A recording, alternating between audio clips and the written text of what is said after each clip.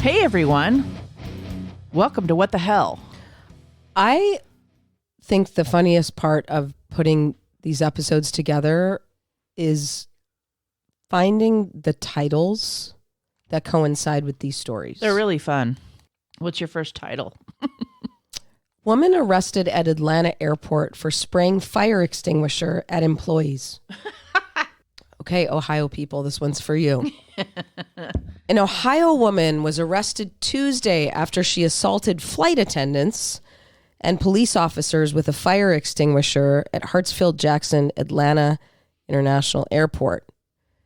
Jennifer K. Holder, age 27, was confronted by airport staff when she allegedly left a Buffalo Wild Wings restaurant without paying for her meal, according to Inside Edition. I mean... How dare you steal from the B-dubs? Right? So the incident happens around 9:30 at night. They're very specific. On Concourse D, after police say airport security reported that a Delta passenger was attempting to open a secured door. So I just want to paint the imagery of, she goes to Buffalo Wild Wings, she escapes, and now she's going through Concourse D trying to find security doors that she can break in and go through. So I just want to set the stage for that. So Atlanta's airport Concourse D provides flights for Air Canada and domestic carriers such as Delta Airlines, Frontier, US Airways. In a video posted on social media, and I did watch the video, Oh, boy. a disgruntled Holder is seen arguing with airport personnel that someone had paid for her meal. I didn't walk out. Someone paid for it. Oh, okay. So she attempts to open one of the security doors before she's confronting a flight attendant, only for the airport security person to come in between them. So moments later, she is seen, I like that they use the word armed with a fire extinguisher with the hose pointed out. Okay.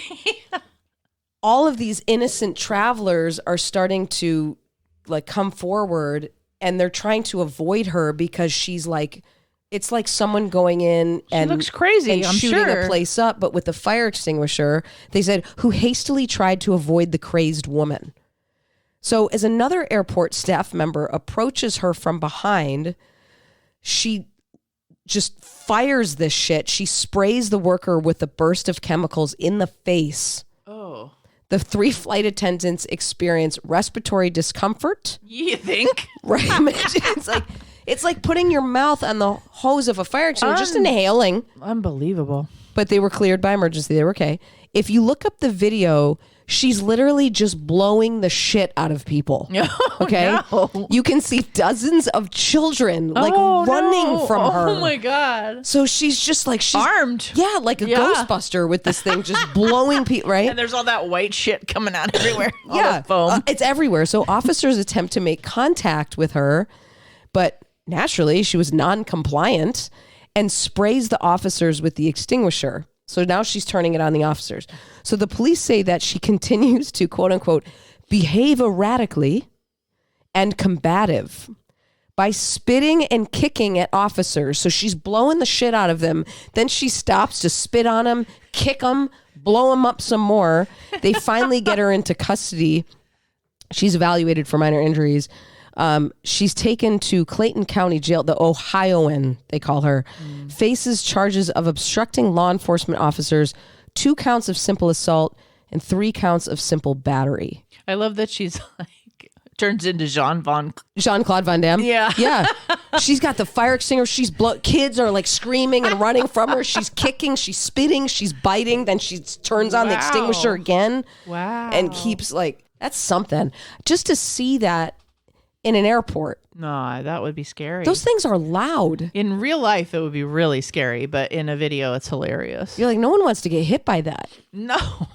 Those things can send you flying. And then you're trying to figure out what the fuck she's doing.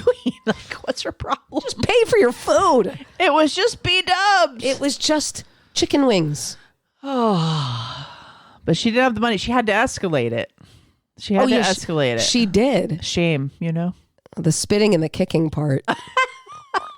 And then her reaction is like, someone else paid for me. I'm like, does that person know? Okay, Jackie Chan, calm down. God. Climb down, lady. So forensic technology led police in Lake Tahoe, Nevada, to Mark Anthony Gonzalez, who stands accused of fondling the feet of sleeping women. Oh, God. Over the 4th of July weekend. Oh, specifically. Yeah. That's journalism, right? I like to do it around this time of year. The specifics are always hilarious. Cops said the 26-year-old suspect allegedly entered a pair of condominiums through unlocked screen doors in the early hours of July 1st and July 3rd when the offenses occurred.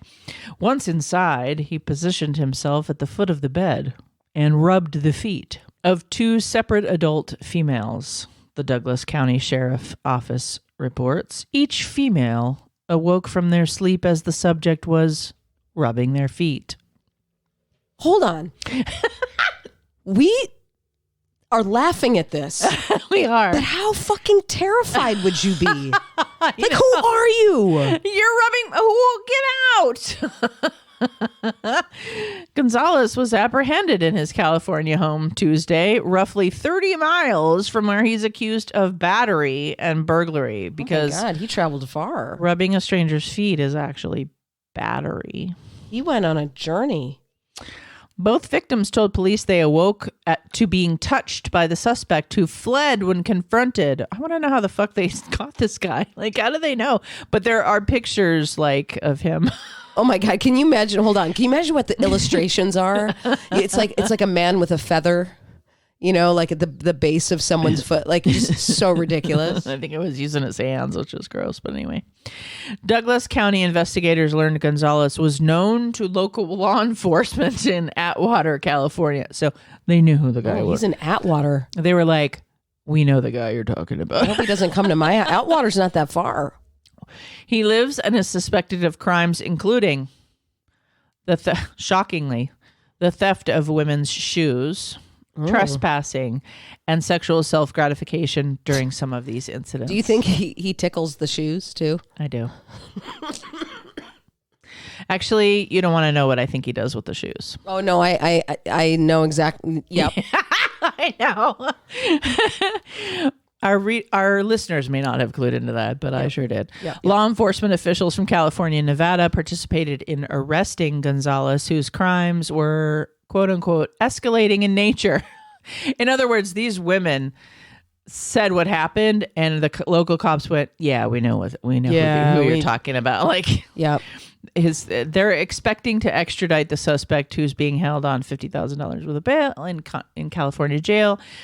"Quote unquote, I am extremely pleased that my investigators were able to identify, locate, and arrest this individual." He called allegations like this one alarming to the community. I just can't. Yeah. Don't fondle anybody's feet, especially if you're breaking into their home. I mean, listen, I know how fetishes start and all this stuff, but like just the imagery of someone breaking into a home to play with feet. Yeah. Jesus. Okay. I have two quickies but goodies. All right. The first one is called the inflatable object humper. Oh, okay. Edwin Taberta, Oh. another Ohioan, was Jesus. first arrested in 2002. She just Googled Ohio. I'm really trying to get through this one. He was first arrested in 2002 for having sex with an inflatable pumpkin that was part of a Halloween display. Okay, so like, did he just walk up to someone's porch and start humping the pumpkin? Or did he like pick a pumpkin and walk away with the special pumpkin that Like was humping his it all the pumpkin? way? It was his pumpkin. Okay. In 2008. No, Kathy, he was attracted to that pumpkin. Hold on. It gets worse. It gets worse. Okay.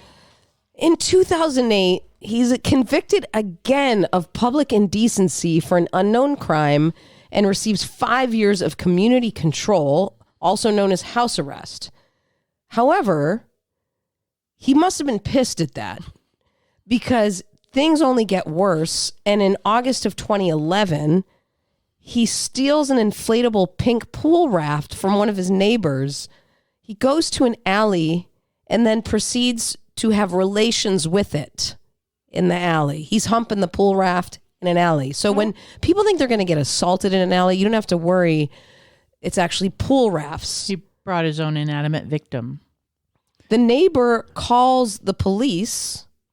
My pool raft is missing and I think it's getting raped. Oh, what? I don't think they said that. No, okay. They arrest Taberta. Oh. The neighbor takes the pool raft back and for some unknown reason wants to keep it, which is an important part of this.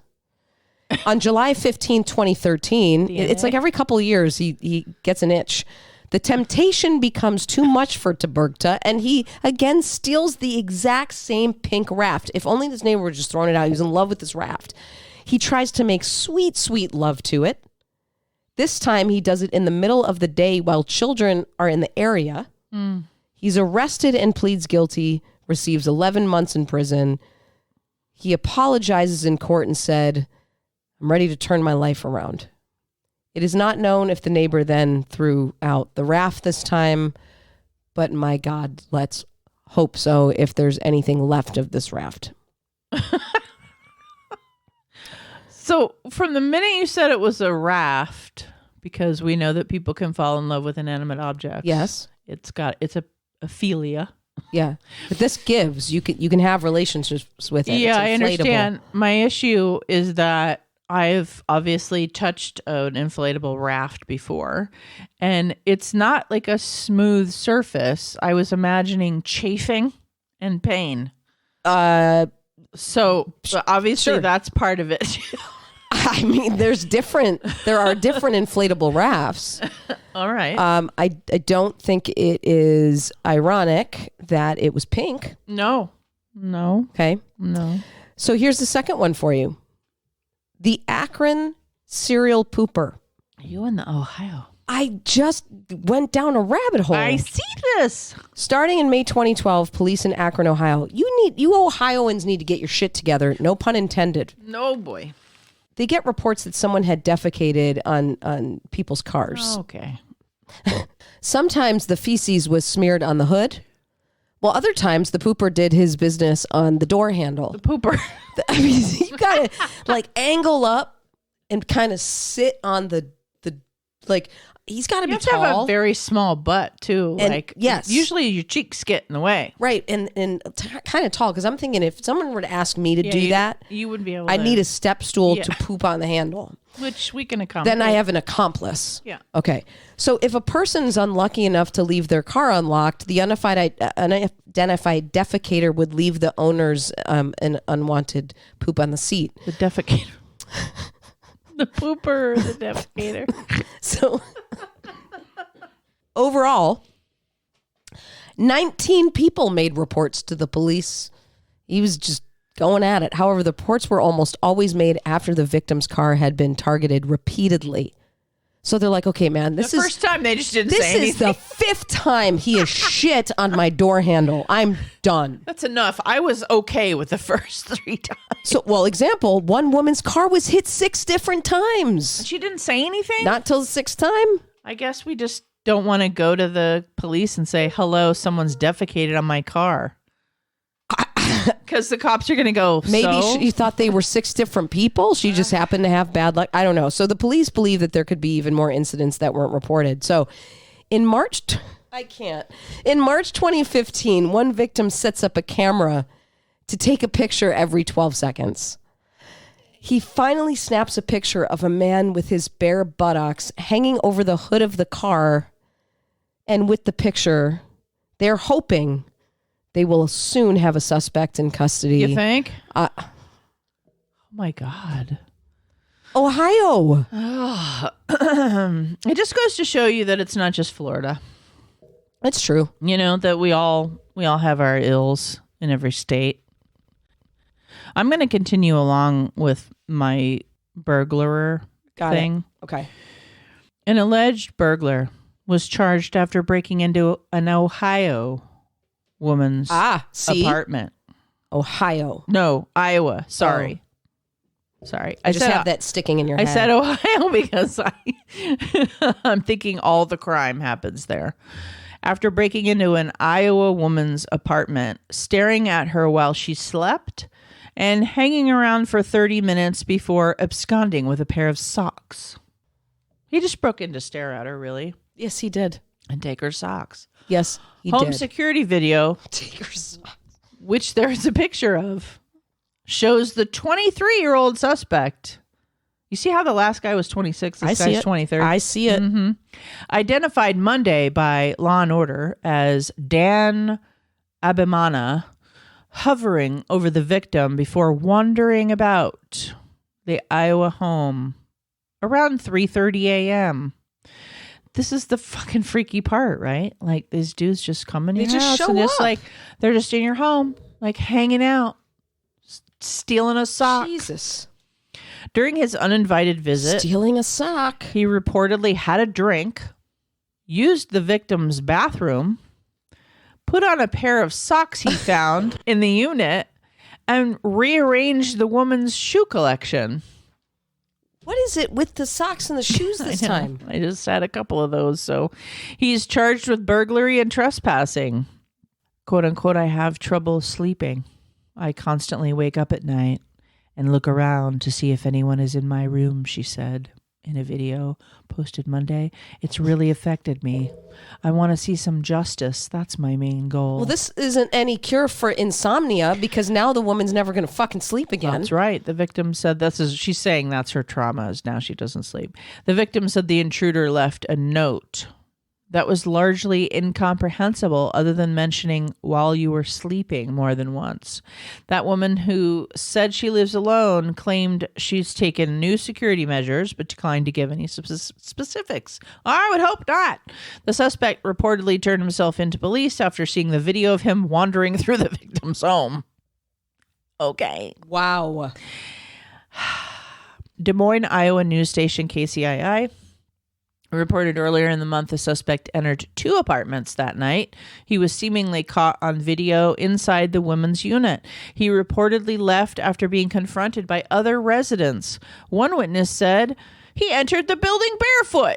That's literally how they end the article. Oh my God. That's the salient detail that we needed, is that he was fucking barefoot. weirdo. He needed the socks. What a fucking weirdo. He just needed socks, Kathy. Oh God, shut up. Oh, the madness. Okay. Mm-hmm. We're gonna turn this over to some crazy lady work now. We got some crazy dudes. Yes. Now we got some crazy ladies. Right on. Eye-catching thong gives rise to lawsuit. Really? A Los Angeles traffic cop is suing Victoria's Secret for an eye injury. She said she suffered because of what she alleges to be a defective thong. Oh, okay. As she was putting on the garment, a piece of metal, she said, a piece of metal popped into my eye. Oh. I was in excruciating pain. There's metal in thongs? Well, like many moms, Macrita Patterson's mother may have warned her when she was growing up about all the things that had to be handled carefully because it could put your eye out. Maybe she should have added thongs to that list. No. Patterson is a 52-year-old LA traffic cop who's made the news by suing Victoria's Secret. The offending garment is a blue bit of fabric with a rhinestone heart, forming part of the waistband connected to the fabric by metal links. There's your answer. Oh, God. The incident happened in May 2007 when she was changing in the locker room at work after her shift. Okay. She says she drove home despite considerable pain in her eye. The next morning, she said it was so painful she had to go to the hospital. The best part is what her attorney says. So hold on. Macrita suffered 3 actual cuts to her cornea, said her attorney, Jason Bucat, who joined Patterson for the interview. It left some severe damage to the point where, in order for it to heal, she had to take some topical steroid. Frivolous, question mark?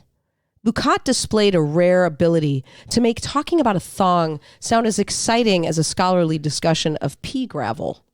He kept referring to the stream of commerce and called the offending scrap of undergarment a product that was defective in manufacture and design, saying that what he had wasn't a thong that went sprung, but a product liability case.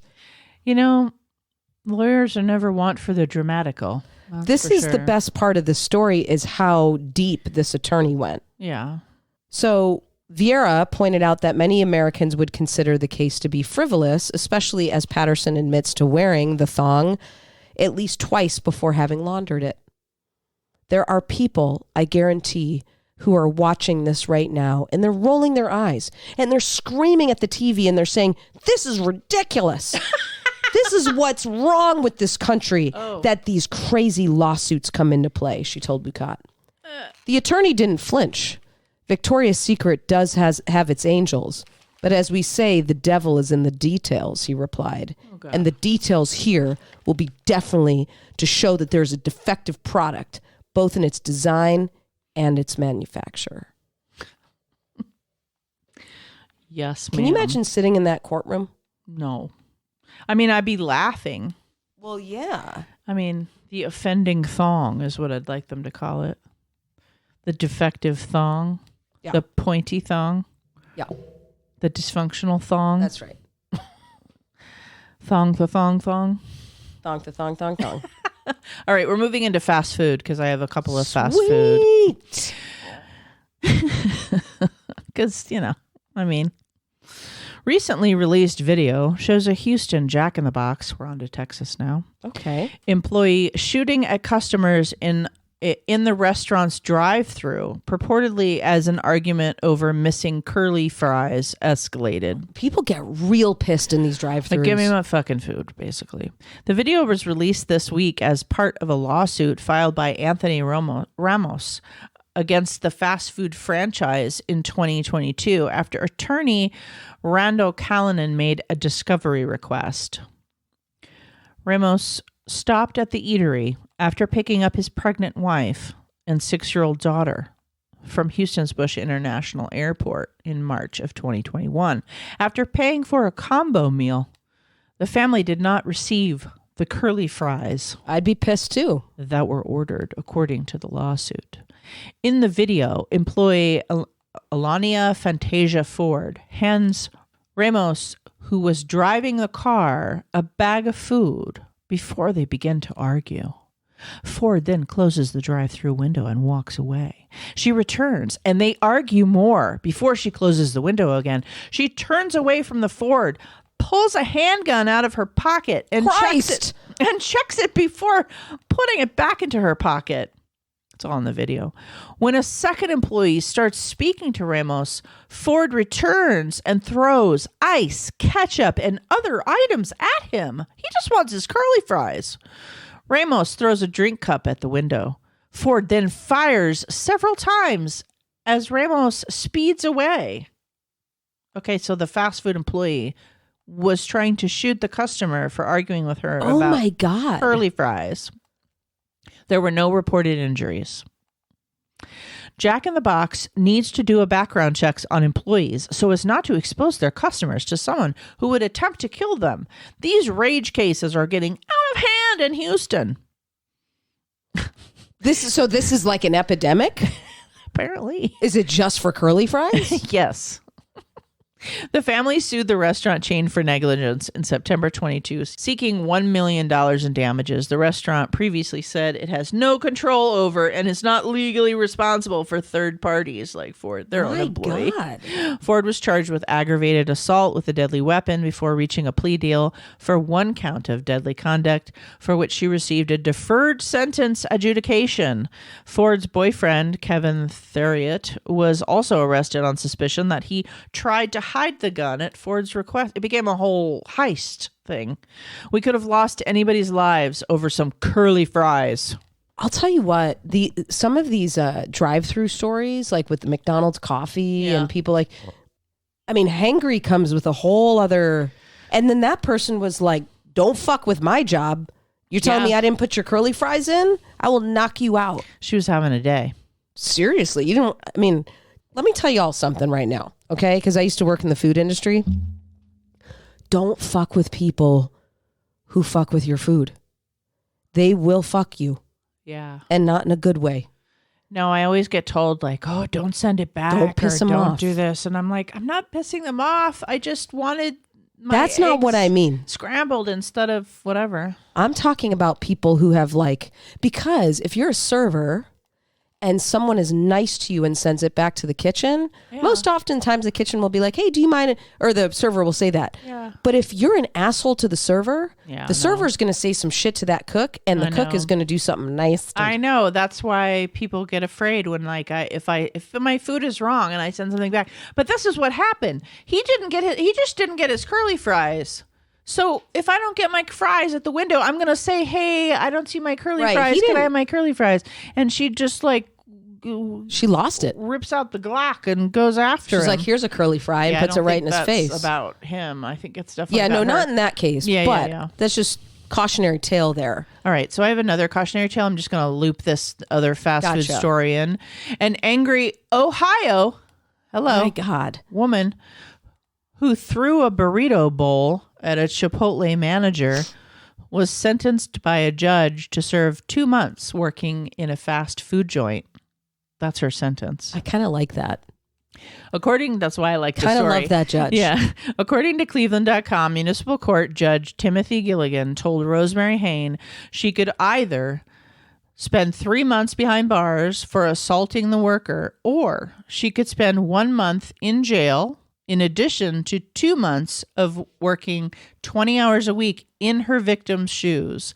Hain chose the latter, though it's unclear where she'll be spending her 2 months of work. The judge admonished Hain for acting like she was in the Real Housewives. Oh my God.